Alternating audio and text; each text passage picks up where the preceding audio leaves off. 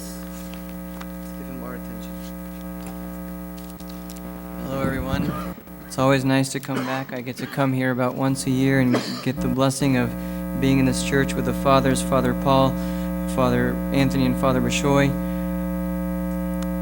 It's amazing what the church is trying to teach us this week. This is a pretty bad situation for this gentleman. When you look at it, it's pretty terrible. This guy has been lying by a pool for 38 years. He's got this sickness. The people he hangs out with, they're not the coolest people. There's some blind people, some lame people, some paralyzed people. They're all hanging out by the pool.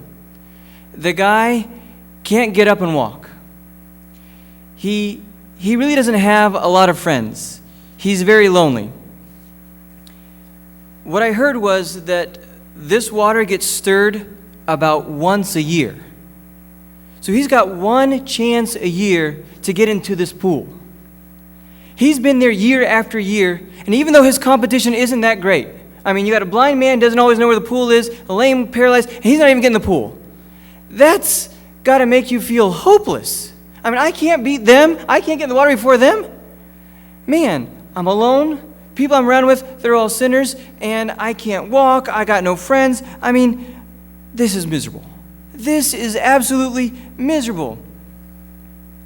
Why are you here? Why is that guy here by the pool?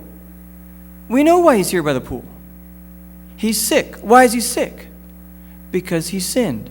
How do we know it's because he sinned? Because Christ later says, after he heals him, don't sin again. He's here because of sin. And he's paralyzed. Do you guys really know what it means to be paralyzed by sin? When a person is paralyzed, if you were to just lie in bed for about 6 weeks, your muscles begin to shrink. The fibers become replaced by fat. The bones become very thin and weak.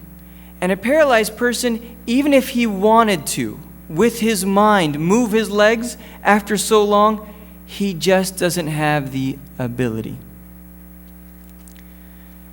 Most of his life, he spent unable to do anything. So what does it mean? He cannot live an abundant life. He's not living a life of blessing. He's not living a life of joy. He's living a life of misery. Then the funny part of the story, Christ comes to this guy who's been sick for 38 years, who's sitting here, and he says, do you want to be made well? The guy must have been looking around like, this ain't McDonald's. Like, I'm not waiting for a Happy Meal. Like, I'm not waiting for like a handicap sticker from like the DMV. Like, I'm here laying by a pool where people get healed. Why don't you think I want to be made well? He could have said, no, we're just here enjoying the view. You know, we're all going to go swimming. We're going to play Marco Polo in a few minutes. I mean, the blind guy has an advantage, but that deaf guy, he doesn't have a chance. You know, like, what kind of a question is that? Do you want to be made well? But you know what? Christ is asking the same question. Do you want to be made well? He could have said, I mean, really? Really? When Christ asks you, do you want to be made well? You're like, I'm already well. I mean, why are you asking me, do I want to be made well? He could have given lots of different responses. He could have said something not helpful. He could have said, you're asking me if I want to be made well? He could have given a wisecrack. No, I'm fine. I'm good. Thanks. Thanks for asking, though. Maybe you can ask one of them. I can do this. I'm okay. I know. It's the waiting game. Sooner or later, I'm going to overcome the weakness from my sin. Sooner or later, it's going to happen. I know it's been 38 years, but I know sooner or later it's coming around. How many of us are saying the same thing? You're asking me if I need to be made well? I mean, do I look like I have a problem?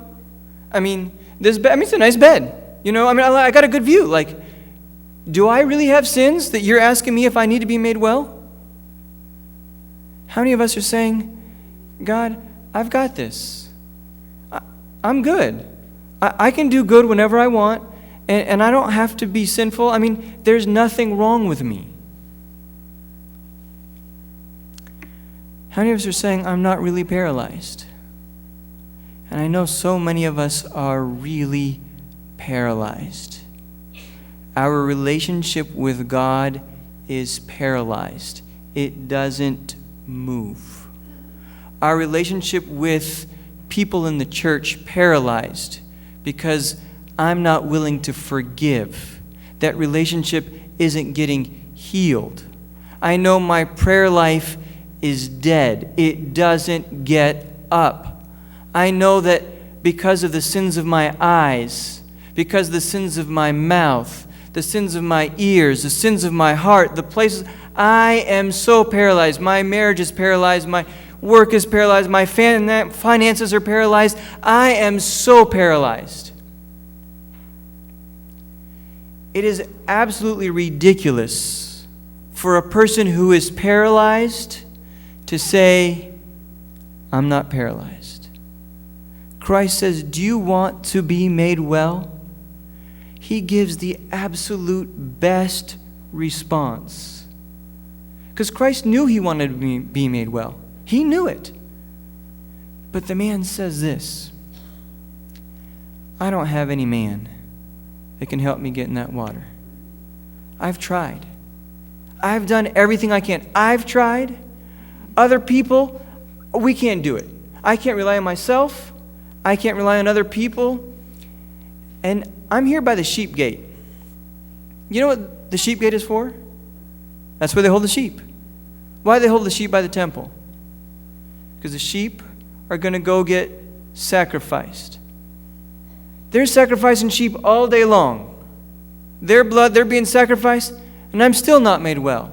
That's not healing me. I'm not healing me. No one's healing me. I need help. Christ says, you want to be made well? He's like, yeah, no, nothing else has worked. I need something that works. It's like he's begging Christ. Yeah, I got nothing. I need you. Did you know that the pathway to blessing is by that comment? I ain't got nothing. Because what did Christ say? Blessed are the poor in spirit, for theirs the kingdom of heaven. Do you know what poor, the word poor in Greek means? It means beggar. He says, not just a beggar, like a crippled beggar who cannot survive by their own means. Christ blessed the people who said, if you have the spirit of a crippled beggar, like this man who's been sick for 38 years, he says, I got nothing. I can't get into kingdom of heaven without somebody. I've tried being good, and I can't. I've tried other people to help me, I can't. I've tried to cleanse myself by doing certain things, I can't. It doesn't work. St. Paul himself. To me, after Christ, St. Mary, then comes St. Paul. I mean, holy of holies. I mean, St. Paul is up there, right? One of the most holy. He says this in Romans. He doesn't write this when he was before a Christian, after a Christian. He says, I don't know what I'm doing. When I try not to sin, I sin. When I try to be good, I'm not good. The things that I want to do, I don't do. The things that I don't want to do, those are the things I do. Who is going to save me from my wretchedness? And he says, blessed be God. There is no condemnation for those who are in Christ Jesus. Christ says, do you want to be made well? Or are you going to say, no, I'm fine? Or I'm going to play the waiting game. How long are you going to wait? Some people have been carrying their sins for years. Some people have been carrying the same sin for years, even though it's been forgiven. There are some people that they know they did a major sin. They confessed it. They asked God for forgiveness, but you know what? They're still carrying the sin. Why? It doesn't make sense. Christ sees him carrying his sin, and it's amazing. And St. John, when he writes the gospel, he doesn't leave a detail out. He says, he's here by the sheep gate. where the sheep get slaughtered. In Bethesda. Bethesda is the house of mercy. You find a bunch of sheep in the house of mercy. Who do you expect to find going around there? You're going to find a good shepherd. You're going to find a good shepherd looking for a lost sheep who's paralyzed. So he goes to the lame man. He says, I see those sheep. They're not sufficient. They won't work for you. I see that your strength, you don't have strength. That's not going to lift you up. I see that you're alone. You're not going to make it. He says this, I am sufficient for you. You need a sacrifice. I will be the true sheep, the true lamb that is sacrificed for you. Your sin is going to be healed. And he says, you need strength. He says, I will be your sufficiency. When you are weak, my strength will be made perfect. He says, you're alone. I will never forsake you. You don't need anything else. You finally have found the right person. I am all sufficient for you. I want you to rise when I rise. I want you to take up your bed, because I don't want you to come back to this bed. I want you to take it and take it away. And I want you to walk after me. I want you to walk after me. Amazing. He's been lying outside of the temple all these years. Finally, after he says, rise from your sin. Take up your bed. Don't come back here anymore. Walk. Follow me. And he finds himself in the temple, near the heart of God. I think if I want you to get one thing, is to confess with a beggarly, poor spirit, God, I ain't got nothing. I ain't got nothing. There's no way I can get into heaven. There's no way I can be healed without you. There's no way I'm going to find that abundant life. I need you. That's what the church wants us to learn in these holy days. Repent and come to the one, the good shepherd, who comes to the house of mercy, and he helps those who say, I need you. I need you alone. May God, who always abides in the house of mercy, the good shepherd looking to heal and raise every one of his sheep, no matter how long you've been in sin, no matter how long you haven't been able to grow closer to him, to others, you haven't been able to pray, you haven't come to communion, you haven't been able to confess, he says now is the time. You're going to say those words today? Stand in the liturgy and say, I ain't got nothing. I'm hungry for you. I'm hungry for an abundant life. I want to get up from my sin. I want to walk after you.